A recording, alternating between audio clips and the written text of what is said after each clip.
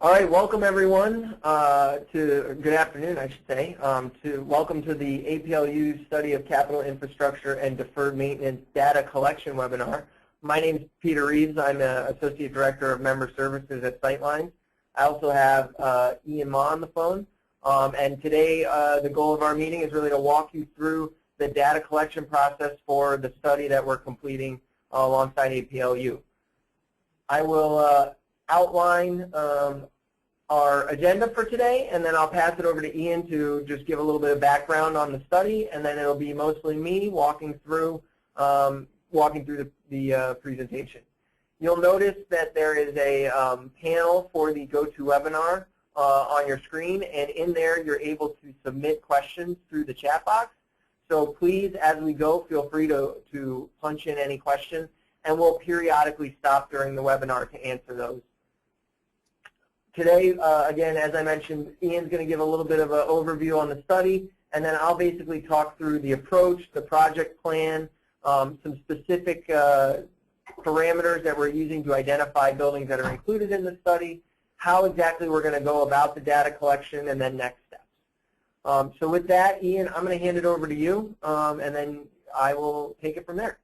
Very good. Thank you, Peter, and welcome everybody, and thank you for taking the time today to tune into this webinar on the one hand, and more importantly, thanks for participating in this study. As you know, this study has been under consideration for some time. It has been prompted by a request that we got from Sunny Ramaswamy, the director of NIFA, that we document for the system and for our future use what some of the deficiencies are in terms of our facilities on campus, and particularly looking at the substantial deferred maintenance that all of us experience. This data will help us make the case for hopefully some efforts on the part of USDA and REE in future budget requests to request money to address the deferred maintenance deficiencies that we have, and will provide the substantive evidence of how difficult that is in terms of meeting those demands, and ultimately, hopefully, to get some appropriations from Congress to address those. There is currently authorization in Congress for such items, but this has not been appropriated. No money's been appropriated against that authorization for some time. Well, really, probably almost a 10-year dearth here of such monies. So this is an important thing. It's something that the Board on Ag Assembly and the Policy Board agreed that was important that we undertake. Obviously, our administrative heads and our deans concurred with that, and so we are moving forward. I am very much heartened, as I know our folks at Sightlines are, at the level of participation from our land-grant institutions, the 1862s, the 1890s, our 1994s, as well as a healthy representation from those institutions that belong to NARU. So welcome, everybody. I think you'll find the webinar very explicit in its approach. And again, as Peter suggested, if you have questions, please use the chat box to provide those. And of course, once the webinar is done, we will have some further instructions. And if you have questions that you would like to address to me, I think you all know how to get in touch with me, and I'll be happy to be responsive to those. So Peter, thanks very much, and I turn it back over to you. All right, great. Thank you, Ian. Before we get started, I did want to spend a minute or two telling everyone on the phone about Sightlines and what we do and how it helps us in what we're going to be doing with the study here. So Sightlines, we're about a 15-year-old company, and we work predominantly in higher education on facilities data collection, benchmarking, and analysis. So we work with over 450 colleges and universities across the country to help institutions better allocate resources and utilize the funds that they have most effectively in their facilities operations. We've conducted a similar study to this, the one that we're doing here with APLU, up in Canada with all the institutions in Canada last year. And so we have a lot of experience and learned a lot through that process up in Canada that we've now been able to apply to doing this study and this sort of survey methodology to collect this information so that we can be even more successful than a project which was extremely successful up in Canada. As a note, as we're going through this presentation, we will circulate the presentation slides as well as the recording of this meeting will be available for review, and we'll make that available to everyone who's going to be partaking in this study. So with that, I'm going to jump in again. Feel free to put any questions into the question box as we go through. So in giving you a sense, the overall approach here is to collect some specific data from each campus that would help us inform at a building level the deferred maintenance that each campus is dealing with. And so the approach that we're going to take is a surveying methodology across each of your campuses. We're not going to come and walk every building, but what we're going to do is collect data through a survey approach. So we're going to collect a simplified inventory of your buildings. We're going to collect any deferred maintenance data that you've already collected or have, whether it be a facilities condition assessment or other form of facility condition data. We'd like to collect that. And finally, a short survey that's going to ask some specific questions about institutional characteristics, capital investment over time, and really utilize those in helping to inform it. Once we collect this initial data through the survey approach, what we'll then be looking at is establishing, specifically for institutions without a deferred maintenance or a facility condition assessment, establishing a deferred maintenance estimate. So we have a couple of different models based on our database of 450 campuses that we can use to establish these estimates, and then we have ways in which to validate them based on the information that will be collected. Finally, once all this data is collected, analyzed, we'll create a couple of different deliverables. So what we'll do, and this is similar to what we've done in Canada, is a country or regional level analysis, a high-level analysis with key findings, key drivers of deferred maintenance, and recommendations as to how to address it. Second, we will prepare a presentation of findings that I think we will be doing it at an APLU event. And then finally, each campus will get their specific data submission as well as deferred maintenance estimates by building submitted back to them. And so you will not only be able to see the overall national trend, but all the way down to some of your individual data and information about your facilities. So that's the basic approach. What we'll do next is go through a couple of slides outlining how are we going to do this, how do we identify which facilities and which spaces should be included, and then what are the nuts and bolts of data collection. One of the things that became pretty clear as we began to conceptualize this study was that to be successful in this study, we are going to have collaboration between the administrative heads of the agriculture departments or agriculture schools as well as facilities. Because in many respects, a lot of the building level information we need is going to be the information known by facilities, but in terms of identifying those facilities in which we want to include is going to require the administrative head's input or someone that they identify who would be familiar with the building. So as we talk about the ideal process for really filling this out, step one would be have facilities pull together the key building characteristics for the building and take the first hack at identifying those facilities that should be included. Second, then the administrative head or whoever is deemed appropriate from the ag department or ag school would then sort of sort through and make sure all of the buildings that are included should in fact be the ones that are included. Finally, kind of combine those two folks' input to get the final submission.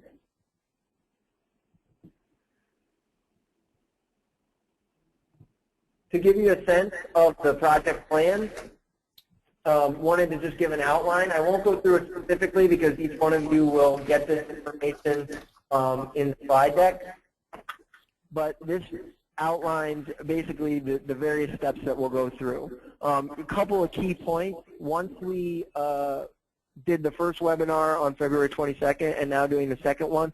All the documents are live on the web, and we'll have the links and everything sent out to you for all the participants in the webinar today at the end of the meeting. Those links will be live, and the documents will be live for about 8 weeks. So we're looking at about the end of April to have everyone have their submissions into the survey as well as the documents populated by then. After everything's submitted, we'll begin to, Sightlines will begin to conduct preliminary work and identify any follow-ups that are necessary with the various institutions. At that time, we'll reach out to the various institutions that we may need to do follow-ups with. The real target for that is going to be the month of May to complete any of those follow-up meetings, after which we'll begin to establish the draft reports and finalize the data for those reports. So that gives you a sense. The end goal is to have everything finalized by late June, early July at this time. I think we have one question. Hold on one second. So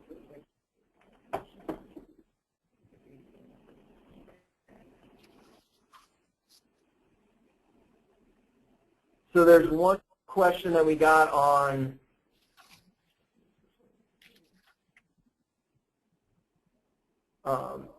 so one question on where we get our baseline information.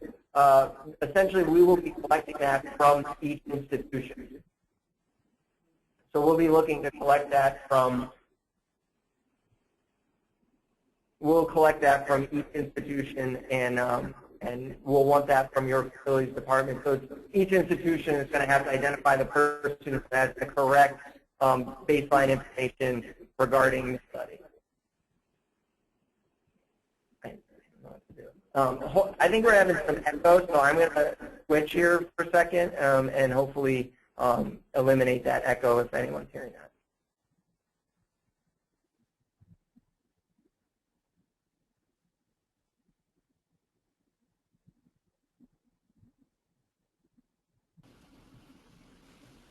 Hopefully that helps with the echo that we were hearing now. I had switched off my headset. So we'll continue along. Sorry about the technical difficulties. So the first and most important thing is once we identify the overall data collection elements, it's important to identify which buildings should be included in this study. So as we begun to identify, okay, which buildings we want to include, the broad definition that we've come up with is really any space involved in teaching, research, and extension related to agriculture, broadly defined. So this is a very broad definition, and from a practical sense, maybe a little bit more difficult to apply universally against your campuses. So as we look down, we've begun to identify a little bit more practically defined question to ask yourself or definition that you can use in identifying those facilities that should be included. So any university-owned facility, so that would be not something that is leased, that falls under the University School of Agriculture and would be eligible for USDA funding. So when we talked about this before, you know, part of the goal of this, as Ian laid out in the beginning, is to release or hopefully make the case to release funding for some of the USDA capital allocation or appropriation. So any facilities that would be eligible for that type of funding should therefore be included in this study. You can see we have some of the examples of things that may be included in this, things like animal sciences, vet schools, again, if this is part of the School of Agriculture or would be eligible for funding as laid out above. I won't go through all of them, you can see them. We understand that each individual School of Agriculture might have slightly different departments, but any ones that are falling under that department should in fact be included. Within these, there are a number of special circumstances that we've run into as we've gone through this process with a couple of institutions, and we want to walk through those special circumstances to hopefully answer as many questions prior to data collection starting as possible.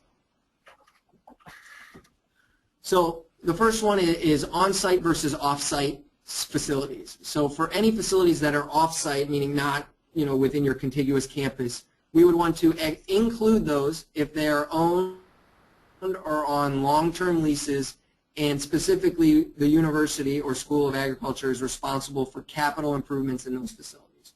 So, and the reason we put in here long-term leases is some feedback that we've gotten is that there are some facilities that institutions have 100 or 150-year leases, and they're responsible to replace the roof and improve the interiors or whatever that may be.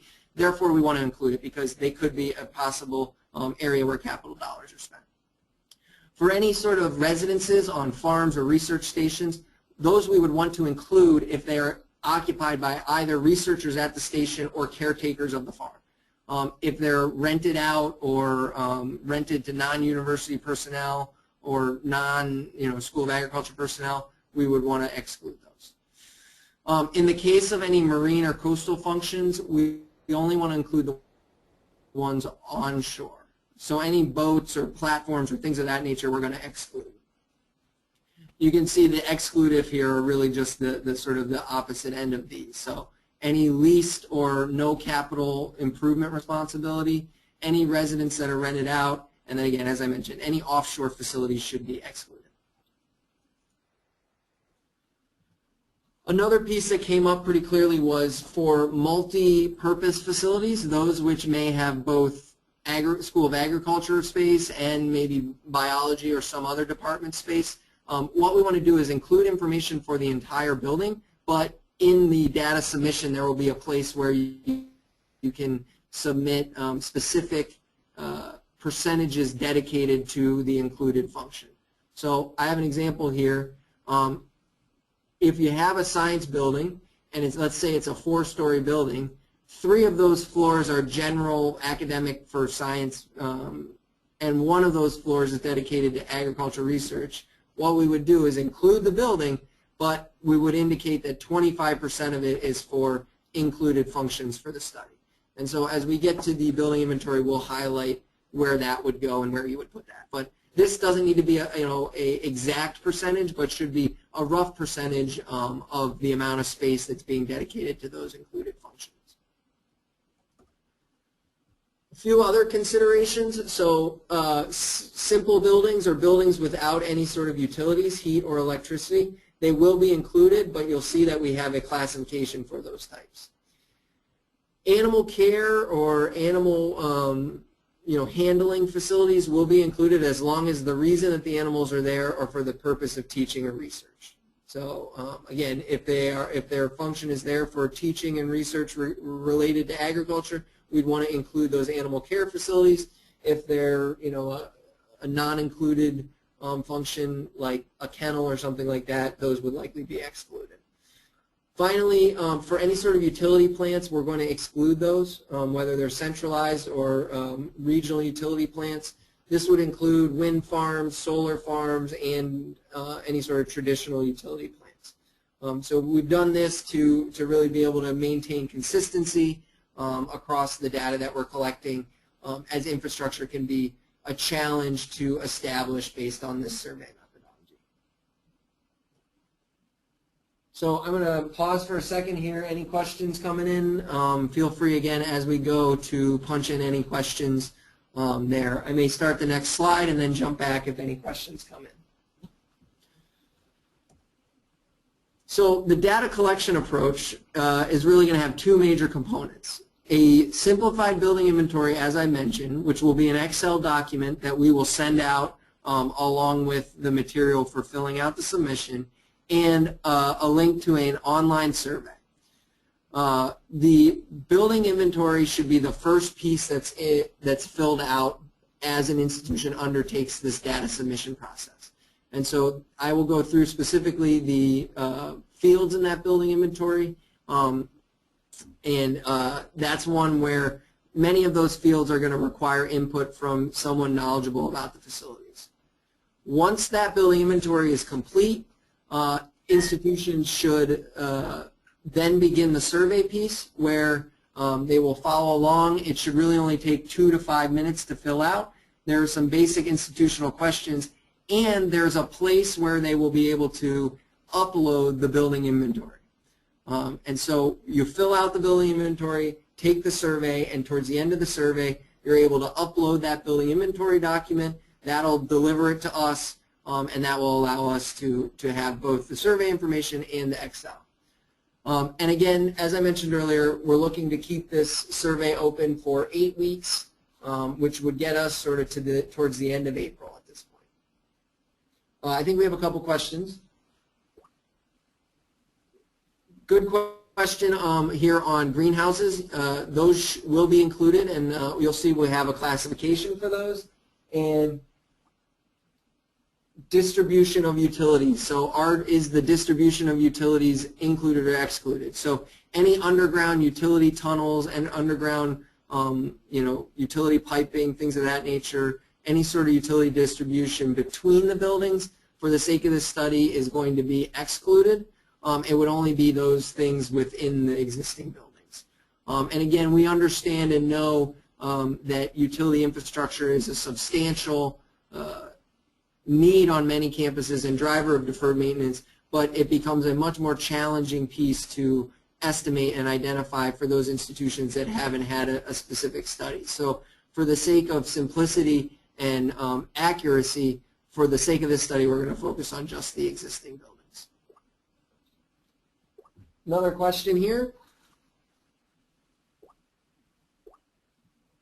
Yep, so, and I was going to mention, so a couple questions coming in about institutions that have worked with Sightlines in the past. And so for any of those institutions where the School of Agriculture was included, we will reach out to you with a pre-populated inventory, as we'll show in a couple of slides. That will allow you to really focus in on just the key pieces of additional information that Sightlines had not collected during our initial study. So there are a number of you on the phone that I think have worked with us in the past, and we're hopeful that we can minimize duplication of effort by kind of supplying you with a pre-populated inventory. Another question. So, and then actually this is one, Ian, I may shoot this one to you. A question about what does it mean is eligible for USDA funding. So, Ian, do you mind clarifying a little bit on that? Yeah, I'll be glad to. Basically, that refers to any funding if you have faculty that are on any Hatch, Smith Lever, or Max Finnis funds, or are recipients of any of the USDA grants from AFRI. That would determine yes. Many of our faculty are split between college funds or university funds on the one hand for instructional purposes, and then experimentation or extension funds on the other. Those should be included. Great, thank you, Ian. Additionally, there are a few more questions about capital projects underway now. So I am guessing that question's talking to either major renovations that are occurring or new construction projects. I would say for any of those buildings that will be coming online within the 6 months to a year, we would want to include that information for those buildings. And then additionally, there was a question about hoop houses, which I believe, I hope I'm interpreting the question right, but those would be sort of those more simple greenhouses. They should be included, and you'll see in a couple of slides how exactly we'll classify those. So I'll jump ahead and get into some of the classifications, and it may answer some questions as to the types of facilities to be included. So as we look at the building inventory template, the required fields that we're going to fill out for each building: building name, how big the building is in gross square feet, building function, which I will review those different building functions in the next slide. Something called building type, which is a measure of the complexity of the building, and I'll talk a little bit more about what those are in the next few slides. A construction year, when it was built. Renovation year, if it had undergone a major renovation, we would want that noted. And then percent of building dedicated to any included functions. That would be for any of those multi-purpose or multi-use facilities. And so what we'll want is all these fields filled out for each building. Here's a sample of what the building inventory would look like. It's a fairly simple Excel document with each one of those fields, being a column. And so what we want is just kind of, and I'm sure many of you currently maintain a similar document to this, but just putting in the building name, square footage, and then the building function, building type. These are both drop downs, so you'll only have a few options, which we'll go over. Construction year, renovation year, percent included. I really suggest if there's any questions as you're filling it out, or if you're unsure of anything, utilize the notes column. Just write in, what you're unsure of, why you think it may be a unique situation, and that'll allow us to just read the note, read the comment, and handle it appropriately and consistently across all the campuses. So, highly recommend utilize the notes as much as possible. To get into a couple of the specific categories and explain what those are, I'll click here and move on to those. So when we talk about building function, we're really going to classify all buildings into 6 functions here. So the first one we're going to use is classroom teaching. So this would be any buildings with really classrooms, faculty administrative offices. Really the dedicated function in these is education and teaching. They may have very simple labs in those, but probably very minimal in terms of the amount of labs. And again, these are just traditional teaching and classroom type facilities. Science research is going to be more of the complex and more high research, high vet med or other med type facilities. So these would be any science buildings with lab space or other research space. Any vet hospitals, animal care facilities are all going to fall in this, as well as any classroom teaching space that is a heavy-duty lab building as well. So characteristics of science research are again those that have high research occurring in them on your campuses. Extensions is any building dedicated to extension function. Farm and animal buildings are any barns, animal handling, feed mill, animal quarters, any of those types of facilities that are related to farms and animal care, animal handling, things of that nature. To a question earlier, looking at greenhouses, those will be classified, classify any greenhouses, whether they're glass or plastic, with that function. And finally, support. This is really going to be sort of the catch-all for any relatively simple buildings that are, maybe facility buildings, maybe storage sheds, storage garages. They're going to be less complicated and really not fit into any of the other classifications here. Getting into the building type, so that was really the function of the building. This is talking a little bit more about the systems and the complexity within each building. So we have 5 building types that we'll look at. The first being complex buildings. These are going to be your highest complexity buildings on your campus, have very sophisticated systems, multiple air changes per hour. These are going to be buildings with fume hoods, any sort of specialty building systems, whether it be for dehumidification, animal handling, animal care, things of that nature. These should be all of your high-tech spaces. So when you think about your high-tech buildings, they should be a complex building. Basic is going to be standard heated and cooled. So many of your academic and administrative buildings are going to fall in this category. We're not going to be including very often residential, but a lot of residentials would be listed as basic. Central heating and cooling throughout. Simple takes it a step lower. Very simple systems. These are probably just centralized heating and maybe local cooling with window units or very small cooling units. As I mentioned before, we're going to have a category for buildings without heat and electricity. That'll be non-utility. And then for any buildings under 5,000 square feet that do have some heating or cooling, those should be identified as small buildings. So each building will need to be classified by the function and by the building type. So I'm going to pause there. I think we probably have a couple of questions. So our veterinary, one question relates to for veterinary hospitals, they're used for both teaching and animal care. Given that the building is likely a more higher, vet med and higher research and a more sophisticated building, that should be listed as science research, and it should likely be a complex building. So understand that in some of the science research type facilities, you may be doing teaching based on the fact that they're more sophisticated buildings. We definitely want those listed as science research. Second question, portable animal shelters, those I think likely should be excluded. We're really looking at fixed assets here, so if it's pens or corrals, things like that, I think those need to be excluded for the sake of this study.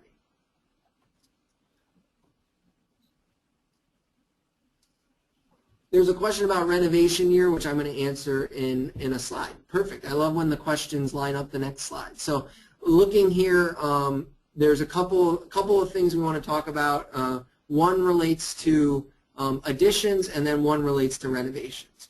So for example, this is really looking at how do you handle a building that there was an addition placed onto an original building.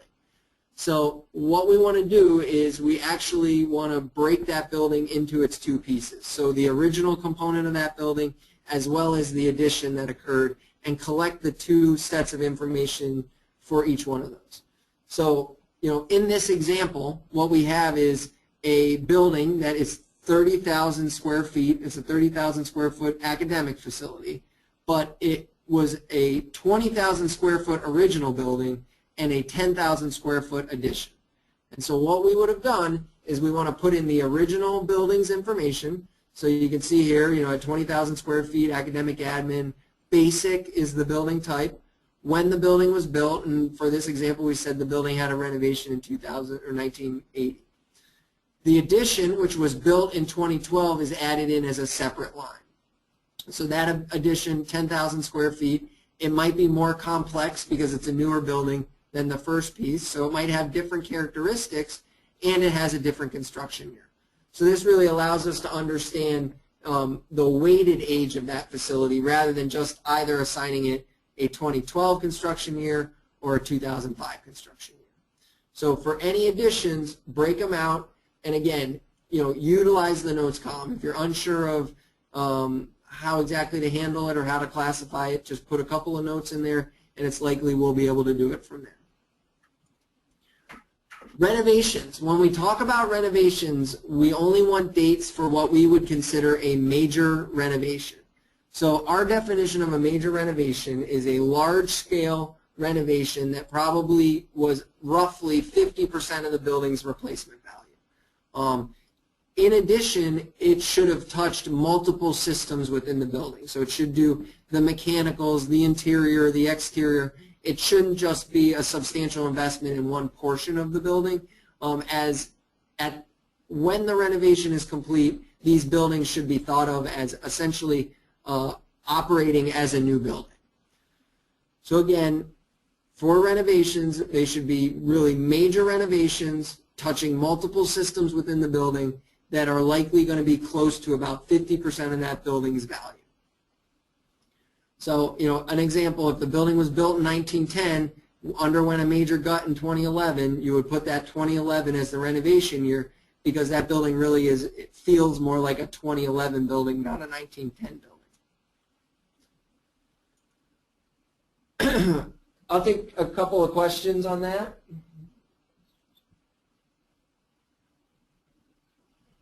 So I have a question on what if the building was built in phases over the period of 5 years.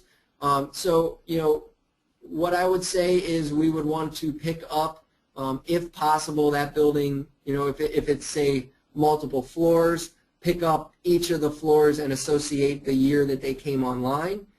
If the building was started to be constructed in 2005 but was open for business in 2010, the construction year should really be that 2010, so when the doors were open. But if 2 floors came online in 2006, 2 in 2007, 2 in 2008, we'd want to identify that and break that out, if at all possible. A couple more questions.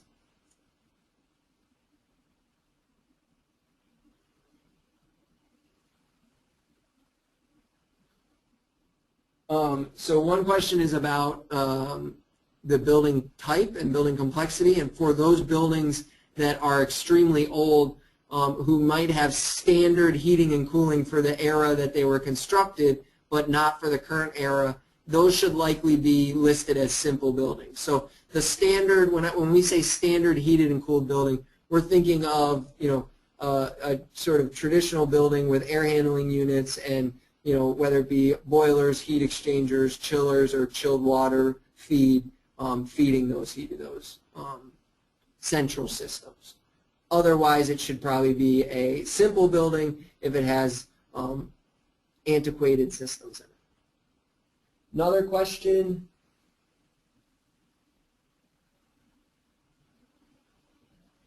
So one is on like fertilizer and chemical storage buildings, which might be small buildings, but they're blast proof and a little bit more sophisticated buildings. How I would classify those is as support buildings, and then classify them as small, but in the notes note that they are note what they are. Note that they are, you know, pesticide storage buildings, so that we can make sure that they're handled consistently and accounted for the same way. Cool. I think that's all the questions on that. Keep coming with those types of questions. These are all really great questions, and I'm hoping are helping to specify on some of this. I'm going to run through the online survey elements next. So there's really only kind of 3 components here. We would like an institutional contact person, so that would be if there are things, questions that we have, things missing, whatever it may be, who can we talk to who either will have the answers or know who to contact at the institution that might have the answers. Second element is for some of your campuses, you've probably had a deferred maintenance study or a facilities condition assessment. We want to collect a little bit of information about that, and there is a place to upload that data and those documents. And then finally, we ask a question about the investment profile into the School of Agriculture buildings over the last 5 years. I'm just taking you through. This will go fairly quickly because they're pretty self-explanatory, but the first one is just the entry page where we'll need the name of the university. Please use the full name here, not an abbreviation, as I think there are some institutions with fairly similar abbreviations. So full university name, contact person, and the email address of the contact person. Second page is going to bring up the place where you will be able to upload your building inventory. So again, as I mentioned earlier, the building inventory should be complete when you begin the survey. What you'll do is you'll click Browse here, and it'll allow you to go and find the file, and you'll be able to click, and it will upload the file just right into the survey. So it's a very handy way. It makes it easy. You don't have to email it to anyone or anything like that. And that will allow you to really upload that inventory. Additionally, what we'll want to know is over the last 5 years, how would you characterize your capital investment into included buildings? And so we've created 4 categories: low, medium, medium high, and high. I should specify that when we're looking at these investment levels, we're focused strictly on capital dollars being invested into existing buildings. So this is not including any new construction on your campus. So we're really just trying to get a sense of how many dollars have gone into your buildings over the last 5 years. And the reason for this is it helps in qualifying and understanding the deferred maintenance estimates that we come up with. I'll give you an example. If we're generating very high deferred maintenance and yet the capital investment has been highlighted as very high, well, we have a question, because typically we would see higher levels of investment resulting in lower deferred maintenance. Now, it may be that that's perfectly makes sense and is accurate, but we would want to validate that to make sure that the data we have and the data we're collecting is accurate. Finally, on the survey, what we'd want is any sort of information about existing condition assessments. So have you had one, yes or no? When it was completed, so we know that some institutions may be completed every 5 years or somewhat, you know, on a periodic basis. So we'd want to identify which year it was last updated. Some institutions do kind of a rolling, they do a 20% of campus every 5 years. I would select the last year that it was updated. So if you did 20% this past year, use that as the year. Type of study, so internal would be done by university personnel, external would be if it was completed by an outside firm, and life cycle is for any of those that are basically a model just based on building age and generates cost that way. If there's another one that we don't have listed here, feel free to select that and you can input what type it is. If it was an external study, we have a lot of familiarity working with external studies. If you could put who completed it, it helps in us understanding a little bit about it. And then finally, if you have a summary document or an Excel spreadsheet by building with the deferred maintenance data, you can upload that. They upload that similar to how you uploaded the building inventory here, and that will allow us to really utilize that information and cross-reference it with the estimates that we're generating. So I'm going to pause there for a second. I think we have quite a few questions. So when we talk about dollar per square foot, what we would talk about is all buildings included in the study and all capital dollars. So on average, if you have 1 million square feet of space, did you spend $1 million? That would be $1 a square foot. So not at each individual building, but across all your facilities as a whole. And this is something, again, if you are an existing Sightlines member, we may be able to help you hone in on this. Again, this also doesn't need to be an exact to the penny average. What we're really looking for is a gut check. Have the investment levels been high? Have they been low? As that's going to help inform the results that we get.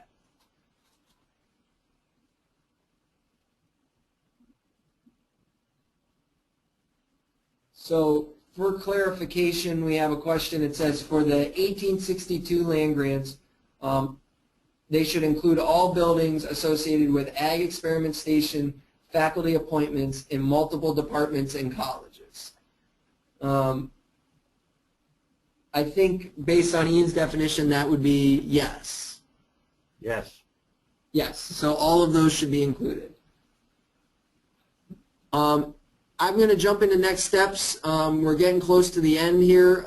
If you have any questions, let's send those in, and we'll certainly want to address them before the end of the webinar.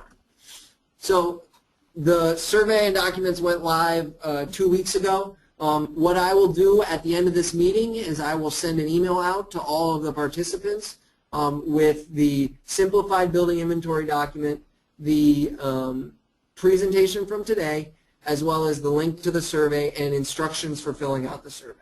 So you'll all receive that and be able to begin to fill out the survey. Our goal is on April 10th to provide an update to Ian and our steering committee on how the response rate is going. And then again, by the end of April, looking to close the survey for submissions. If for whatever reason, the timeline is going to create problems, significant problems, I would encourage you to reach out to myself and or Ian, and we can address those on a specific institutional basis. But given when we're trying to get this complete and get the data finalized, we want to try and get as many, if not all, submissions completed by the end of April. So that provides about 6 weeks from now to do that.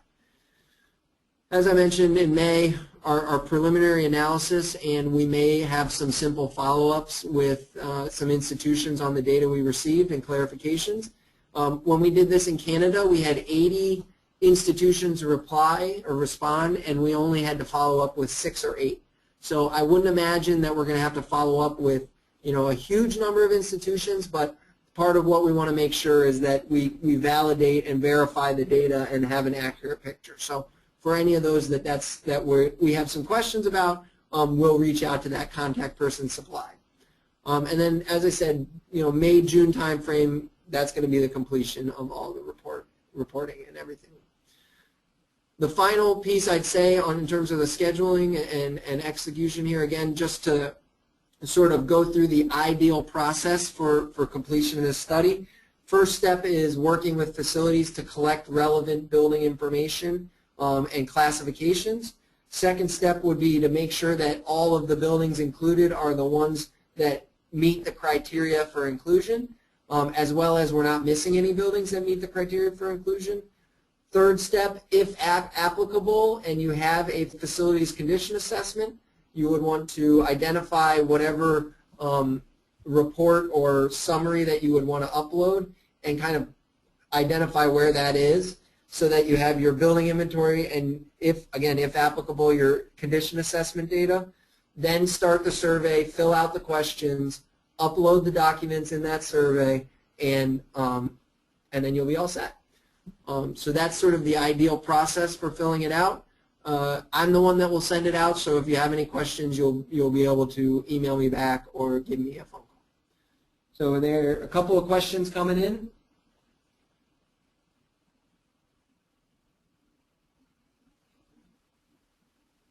Okay, a question on what is deferred maintenance. So I guess that's probably a question about definition of deferred maintenance. So when we talk about deferred maintenance, we're talking about any projects that, or I should say any building components or building systems that are past due, failed or failing, or past their useful life, or any building systems that will require modernization or replacement in the next 10 years to keep the building functioning. So, that's sort of our broad definition of deferred maintenance. For any institution that does not have a facility condition assessment or deferred maintenance data, as I mentioned, supplying that core building data will allow us to estimate the deferred maintenance based on our databases. So if you're unsure if you have that data, you probably don't have it, or you would need to work with facilities to get it. And if you don't have it, that's fine. We're fully comfortable being able to estimate that data.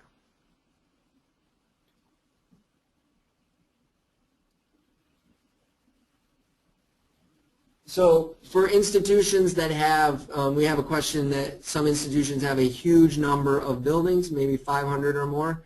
For those institutions that have that many buildings, we understand that it will be somewhat cumbersome to fill all this out. It may take time, and we are trying as much as possible to keep that April 24th date as firm as possible. So to that question, yes, we'd like to keep that firm. If there's some specific instances, I'd encourage you to reach out to myself and or Ian. Also, for those institutions, there's a couple of techniques for making it a little easier, which one would be any building under 5,000 square feet is going to be a small building, so that helps in classifying a huge chunk of them.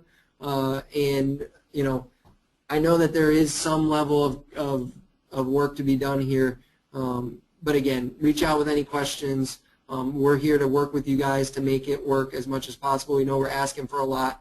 But we're hoping to be able to get as much as possible done so we can include as many schools as possible and provide as comprehensive a report as possible.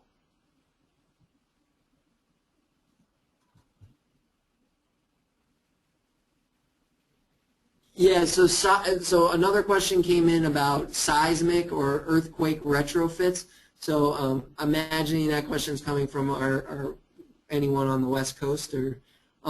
So that is definitely something, any seismic upgrades or retrofits should be included in the deferred maintenance number if you have one. So I would supply that to us in the deferred maintenance piece, and if possible, note it as such.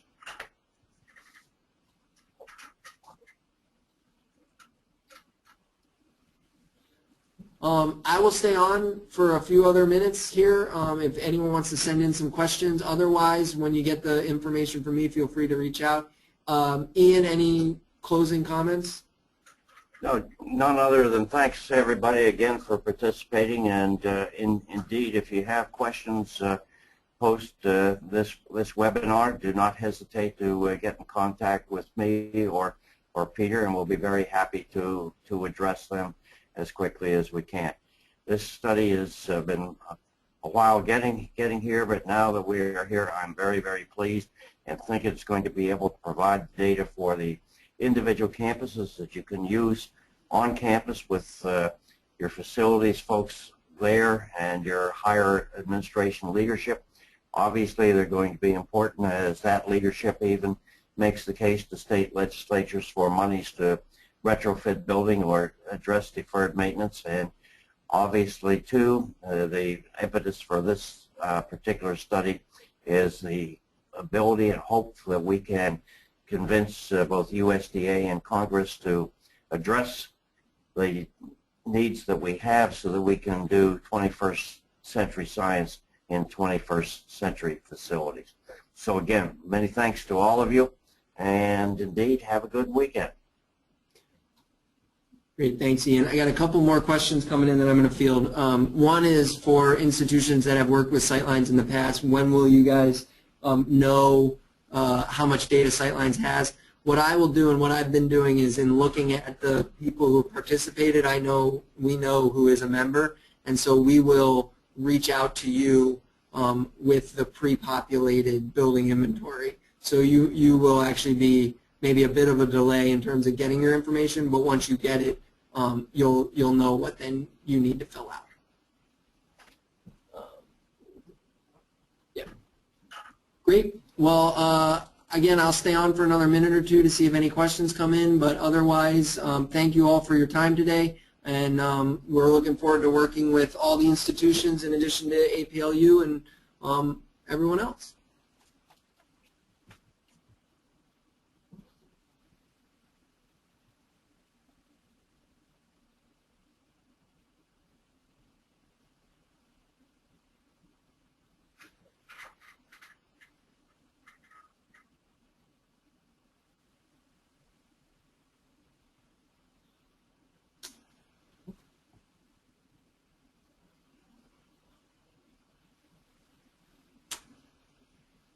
All right, well, thank you, everyone. It looks like people are logging off, and it doesn't look like any more questions. Have a good rest of your week. Thanks again, Peter.